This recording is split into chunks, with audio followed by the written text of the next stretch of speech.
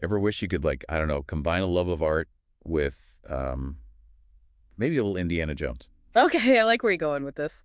Well, today, we're going behind the velvet ropes to explore the surprisingly fascinating world of an exhibition registrar. And to help us on our deep dive, we're using RoleCatcher's career guides and platform info. It's more exciting than it sounds, I promise. Uh-huh. Okay, so exhibition registrar, it doesn't exactly scream glamour, does it? But trust me on this, it gets really interesting. What's captivating about this field is the sheer scope of the work. We're not just talking about, like, packing and shipping, think bigger. Yeah. We're talking art transporters, insurance agents, restorers, even climate control experts. Whoa, climate control expert. Oh, yeah. These objects are irreplaceable, right? So, maintaining the right temperature and humidity, that's critical. Okay, I'm starting to see the Indiana Jones side of things now. But still, museum best practices, international loan agreements, that's a lot to handle. You need nerves of steel and the organizational skills of a superhero, for sure. So where does someone even begin a career like this? Well, RoleCatcher actually lays out this whole career path really well, starting with the role of an exhibition assistant. So, like the rookies of the museum world, what are some of the surprising things they might find themselves doing? Think of them as guardians of the collection. They're often on the front lines doing those crucial condition checks on the artifacts. Condition checks, so like, Imagine being the first person to spot a tiny crack in, say, a 3,000-year-old vase. oh my gosh, talk about pressure. Right. You're responsible for protecting these irreplaceable pieces of history. I can see why meticulous documentation is so important at this stage, which RoleCatcher talks about. What exactly does that involve? So it's not just about protecting these artifacts physically. It's also about preserving their stories, for future generations. Okay, I like that, preserving their stories. Every little nick, every scratch, every exhibition the artifact has been part of, it's all carefully documented. So each piece basically has its own, like, detailed history? Yes, exactly. Imagine a passport filled with stamps from around the world. Only instead of travels, it's a record of the object's journey through time, a testament to the enduring power of art and culture. Wow. That's an incredible way to think about it. Okay, so you've mastered the art of the condition report. You can spot a crack a mile away. What's the next rung on this museum career ladder? That would be the exhibition coordinator. Okay, and how do their responsibilities differ from the assistant? Well, if the assistant is the guardian of the collection, think of the coordinator as, maybe the air traffic controller. Oh, so they're juggling a lot more. Exactly. They're managing multiple exhibitions, often with competing budgets, deadlines, not to mention the very specific needs of each object. And this is where those diplomacy skills that RoleCatcher mentions come into play. Absolutely. Because now you're potentially negotiating loan agreements, acquisitions, dealing with all sorts of personalities. Oh, I bet that takes serious finesse. Trying to convince a collector to part with a prized possession, even for a little while, that's got to be tough. Yeah. So say you've mastered the art of negotiation. What comes next? Then you might be ready for the role of assistant exhibition registrar. Okay, so we're getting into the big leagues now. Right. This role means even more hands-on involvement in the nitty-gritty of planning and documenting the movement of museum artifacts for exhibitions. So more responsibility, higher stakes. Yeah. What does that look like in terms of the actual paperwork? What are we talking about? Lots and lots of paperwork. It's like building a case file, but for art. You've got condition reports, loan agreements, photographs, and not just any photographs. We're talking like every angle, every detail meticulously documented. Wow, that's intense. It's like the ultimate trust fall, only instead of a person, it's, a priceless piece of history. You'd have to have a lot of faith in those records. Oh, absolutely. Attention to detail is everything in this job. Actually, I once met a registrar who helped recover a stolen artifact because she'd noticed this tiny discrepancy in a condition report from like years earlier. It's out. Yeah. That one little detail ended up cracking the case wide open. That's incredible. It's like something straight out of an art heist movie. Yeah. Okay, so you've put in your time as an assistant. You've documented every artifact's journey with the precision of, like, a surgeon.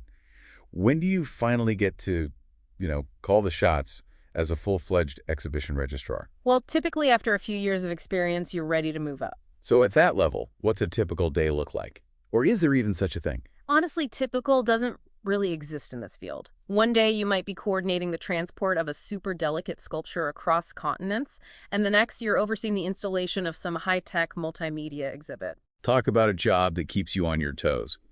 So RoleCatcher mentioned that technology is becoming increasingly important in this role. What kind of tech are we talking about beyond just the digital documentation? Oh, there's some really cool stuff out there. Like some museums are using 3D scanning now to create these incredibly detailed digital models of their artifacts. Wow, 3D scanning. What's the main benefit of that? Well, it's great for documentation, obviously, but it also allows researchers and conservators to study these objects up close, without even having to physically touch them. That makes sense. Less risk of any accidental damage. Exactly. It's all about minimizing risk. And it's like bringing the museum experience to people all over the world. You could have these 3D models online that anyone can access. Exactly. And then there are platforms like RoleCatcher itself, which use AI to analyze job descriptions and help people tailor their resumes for specific roles. It's amazing to see how technology is making everything more streamlined and, helping people find the right opportunities. That's one of the things I love about this show. You never know what you're going to learn. But speaking of learning, the guy did mention that this isn't exactly a 9-to-5 job, especially not during, the lead up to a big exhibition. What's the reality check here for all those aspiring registrars out there? Well, let's just say you won't be clocking out at 5 o'clock sharp very often, especially not in those weeks leading up to a major exhibition. You're dealing with these crazy deadlines, last-minute changes, and this constant pressure to make sure that nothing happens to these irreplaceable objects. It takes a special kind of person to thrive in that environment. Someone who's okay with a little, controlled chaos. Exactly. You've got to be cool under pressure, resourceful, seriously organized. I mean, we're talking about coordinating huge teams of people, managing big budgets, and making sure that these priceless artifacts are displayed in a way that's, beautiful and engaging, but also completely safe and secure. So it's a delicate balance to strike. You need the patience of a saint and the organizational skills of, like, a chess master. So with all those long hours, the pressure, the never-ending paperwork, what are some of the rewards that make it all worthwhile? Oh, the rewards are huge. I mean, for one thing, you're playing this vital role in preserving our cultural heritage. These artifacts, they hold stories, they spark people's imaginations, they connect us to the past.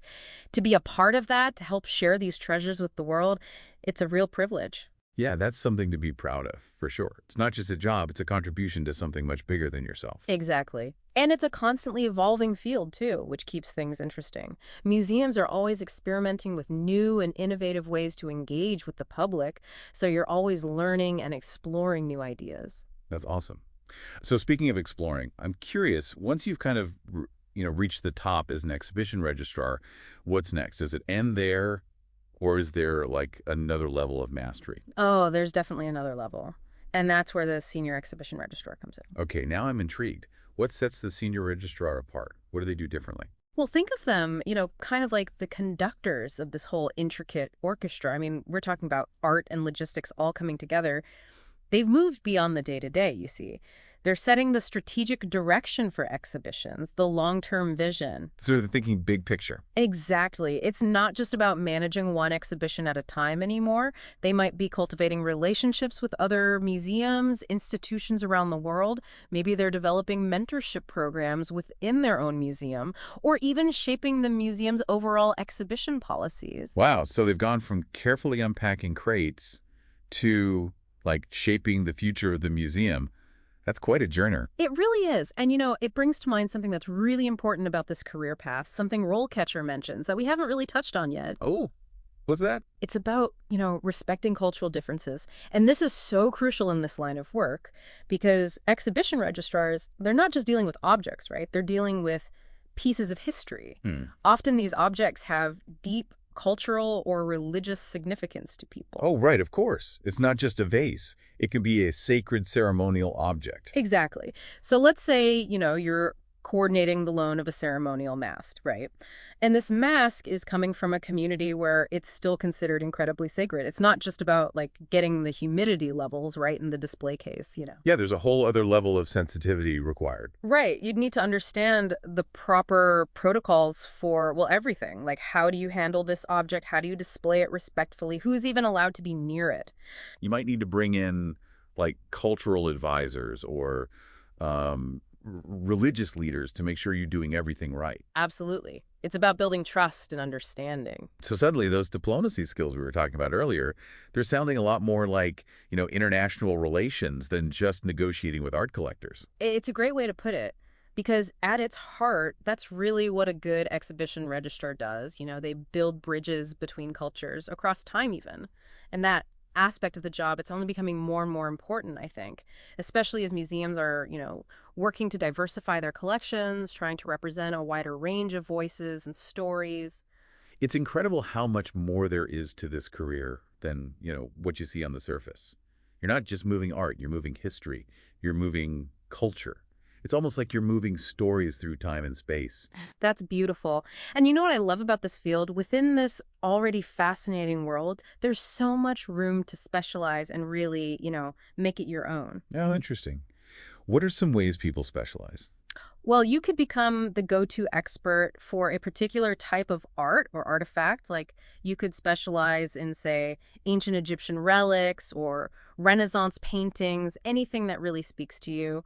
Or you could focus on a specific aspect of the job. Like some people really love the challenge of international loans, which often involves like all these complex legal and diplomatic protocols, which, can be a whole thing. So there are lots of different paths you can take within this one career. Absolutely. And I think that's why it's such a rewarding field. If you have a genuine love of art, of history, of preserving culture, you can find your place. This whole deep dive has been a real eye-opener.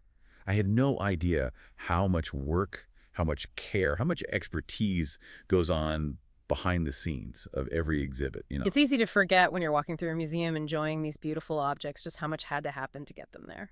It makes you appreciate the work of exhibition registrars everywhere, that's for sure. So for our listeners out there who are feeling inspired, who might want to, join the ranks, what advice would you give them? Oh, that's a great question. I'd say definitely do your research. Connect with people in the field, network, reach out, ask questions, and don't be afraid to start small. Internships, volunteering, those are great ways to get your foot in the door. It's definitely a competitive field, but passion really shines through. And nothing beats hands-on experience. That's great advice. And on that note, I think we've reached the end of our deep dive into the world of exhibition registrars. It's been a pleasure exploring this with you. This was fascinating. And listeners, next time you're at a museum, take a moment to think about the journey those objects took and all the people, like today's expert, who helped make it possible. From all of us here at The Deep Dive, happy exploring.